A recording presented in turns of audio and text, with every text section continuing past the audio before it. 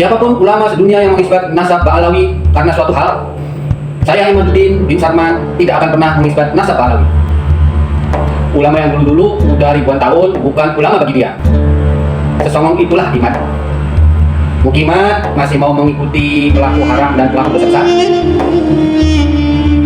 Berarti Imad udah menyimpang dari ulama dan sangat berbahaya untuk akidah.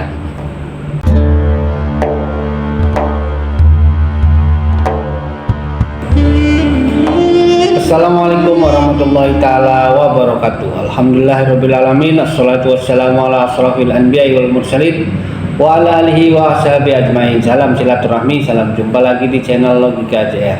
Beda pendapat boleh ralat, jangan debat.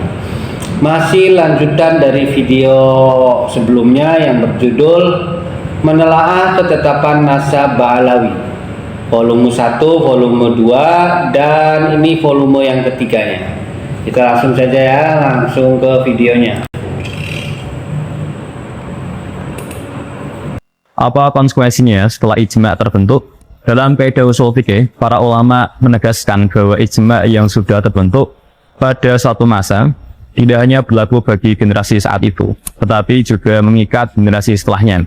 Sesuai dalam kaidah usul yang terapkan, yaitu anna ijma'a ay asrin hujjatun liman ba'dahum. Artinya adalah sesungguhnya ijma pada suatu masa merupakan hujjah bagi generasi setelahnya. Artinya kalau para ulama abad ke-5 Hijriah sepakat terhadap satu perkara, maka kesepakatan itu tetap berlaku untuk ulama abad ke-10, abad ke-15, dan seterusnya. Dan andaikan muncul kesepakatan baru telah terbentuknya ijma pertama, maka ijma yang muncul belakangan tidak sah dan tidak bisa membatalkan ijma yang telah lebih dahulu ditetapkan. Sebagaimana disebutkan kaidah usul, wa anna ijma al-asli as-sani la yushkitu an ijma al-awal ya adami sihatihi wa iqtidati syar'an. Wa lima taqarrara annahu ayat ijma dalilun qat'iyun fala ya'radu bi ijma'in yudabi wala bi dalilin akhar. Artinya adalah sesungguhnya ijma pada masa kedua tidak dapat membatalkan ijma yang pertama. Karena ijma tersebut atau yang kedua tidak sah dan tidak dianggap secara syar'i. Selain itu, telah ditetapkan bahwa ijma merupakan dalil qat'i, sehingga tidak bisa ditentang oleh ijma baru yang berlawanan dan tidak pula oleh dalil yang lainnya. Dalam konteks nasab sadah Ba'alawi, prinsip ini membawa satu makna penting. Ijma para ulama tentang sahnya nasab sadah Ba'alawi sejak abad-abad awal tetap berlaku dan mengikat umat Islam hingga saat ini dan seterusnya. Kesepakatan ilmiah yang bertahan selama ratusan tahun tidak bisa gugur hanya karena muncul pendapat baru, penelitian pribadi atau opini publik yang tidak berdasarkan metodologi ilmu syariat. Karena itu, siapapun yang menolak nasab sadah Ba'alawi hari ini, sejatinya bukan sedang menolak satu garis keturunan, tetapi sejatinya sedang menolak kesepakatan ulama selama lebih dari 1000 tahun. Para ulama usul menyebutkan dengan tegas bahwa kharqul ijma haramun minal kabair. Artinya adalah melanggar ijma itu haram dan termasuk dosa besar. Kaidah ini berlandaskan pada ancaman Allah dalam firman-Nya An-Nisa ayat 115 yang berbunyi wa man yushaqiqir rasula min ba'di ma tabayyana lahul huda wa yattabi' ghayra sabilil mu'minin nuwallihi ma tawalla wa nuslihi jahannam wa sa'at masira.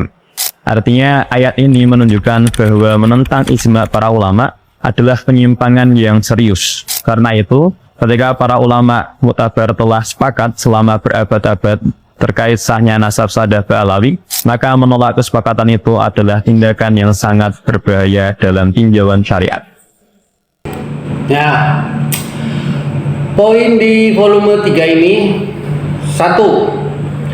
Siapapun yang menolak nasab sadah Ba'alawi hari ini sejatinya bukan sedang menolak satu garis keturunan, tapi sejatinya sedang menolak kesepakatan ulama selama lebih dari 1000 tahun. Untuk poin ini sudah pernah diucapkan oleh Imad bin Sarman ya. Siapapun ulama sedunia yang mengisbat nasab Ba'alawi karena suatu hal, saya Imaduddin bin Sarman tidak akan pernah mengisbat nasab Ba'alawi.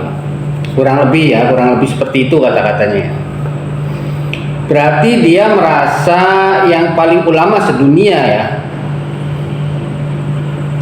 Ulama yang dulu-dulu udah ribuan tahun bukan ulama bagi dia. Sesongong itulah iman. Poin 2, melanggar ijma ulama ya maksudnya, itu haram dan termasuk dosa besar.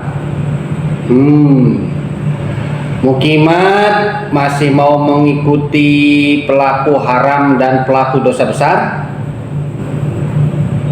Oh iya ya, tenang aja.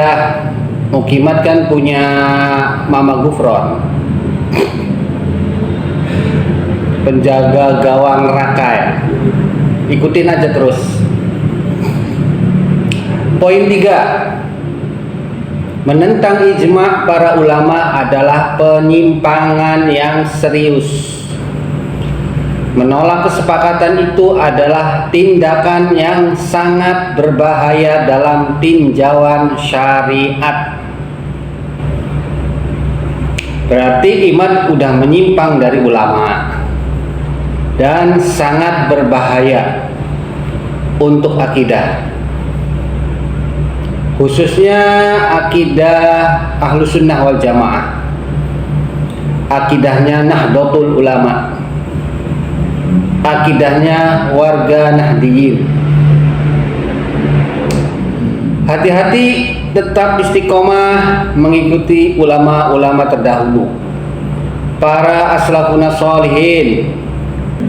Hati-hati dengan akidah yang baru, yaitu akidah Imadiyah. Assalamualaikum warahmatullahi taala wabarakatuh.